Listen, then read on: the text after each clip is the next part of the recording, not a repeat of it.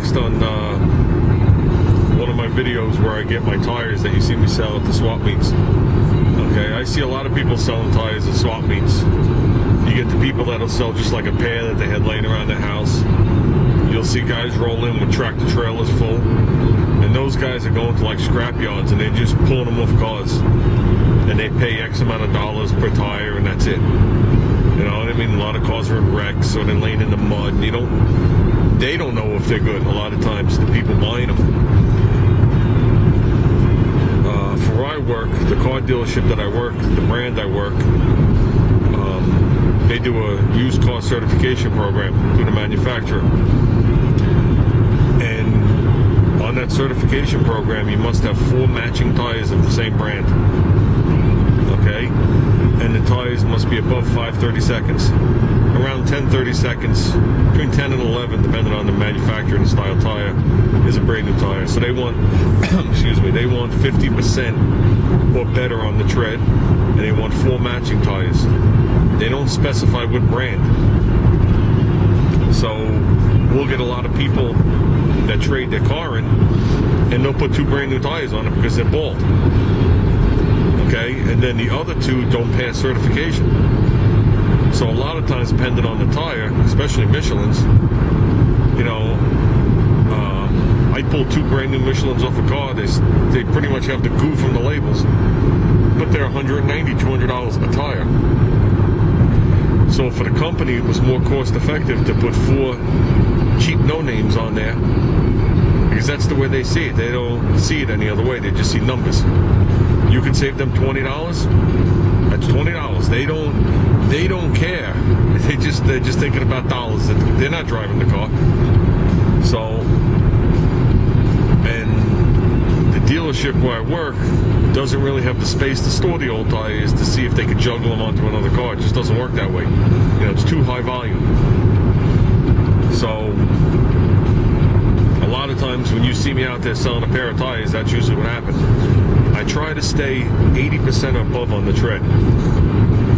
No cuts, no dry rot. If there's dry rot on it, I won't even put it out there. Because a lot of times people can't see it, and I don't want to sell somebody a tire and they put it on there and they're, oh wow, what a piece of crap.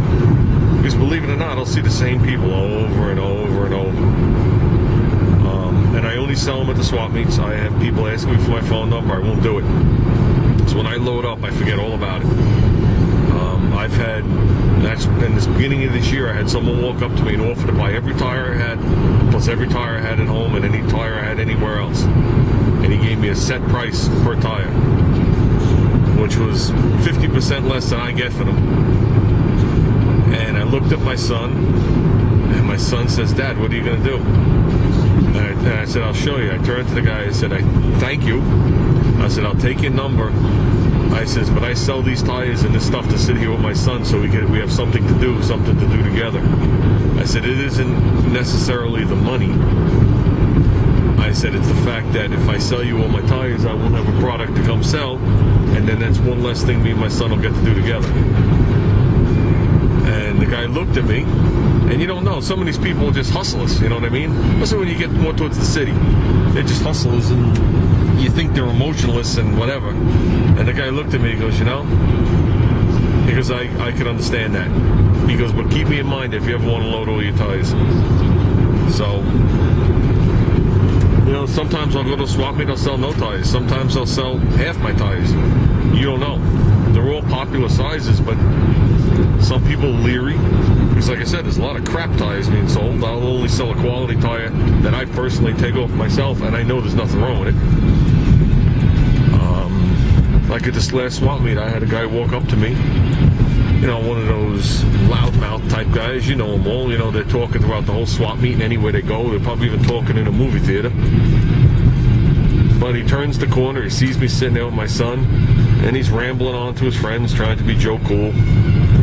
And he turns, looks me in the face and goes, you know, he goes, I'll buy a used rim, but a used tire? What are you kidding me, guy? I look at him, I go, what's your problem, dude? I said, if you don't want the tires, keep walking. The guy looked at me, you know, his head startled back, like, oh, someone actually spoke back to me? And he turned around and walked away. It's like, But getting back to the tires, like I said, if you see 4 of them, usually I'll get 4 tires because someone will come in and say they want 4 tires. Or a customer buys a used car and part of the agreement is 4 tires. So they'll take off. I just brought home a set of Michelins, okay, that have 75% of the tread left on them, almost 80. Car's a year old, but the agreement was it had to have 4 new tires. So we put 4 new Bridgestones on it. So the guy took off with labor close to $1,000 worth of tires. Put on $400 worth of tires, and I'll guarantee those Bridgestones go bald long before these 75% to 80% tread, these Michelins would ever come close to going bald. So, but it is what it is. That's how I get my tires. They don't want them. They don't want to deal with them. I'm a garbage picker. You know, I make do what I can find and do, and like I said, it puts a little money in my pocket, in my family's pocket. You know, we move on. That's why. I know Stolebolt 50 had commented to me once a long time ago, you know, about the attachment of things and selling them. These have no attachment to me whatsoever. It's not the stuff in my garage. It's not my Rambler parts. It's not something I built or made. These are just mindless things to me. It's just an object that I'm looking to unload to just give my family some extra money. You know, like I said before, the economy sucks. Nobody can prove to me it's getting better because I don't see it. When I see it, I'll believe it. Gas just spiked here again. I just saw it for $4.29 a gallon. So you gotta do what you gotta do to pull a couple extra bucks in. You know. So well, that's it. I think I'm rambling. It made me think of it because I'm on my way now to work on my wife's car. You know, it's Sunday, my day off.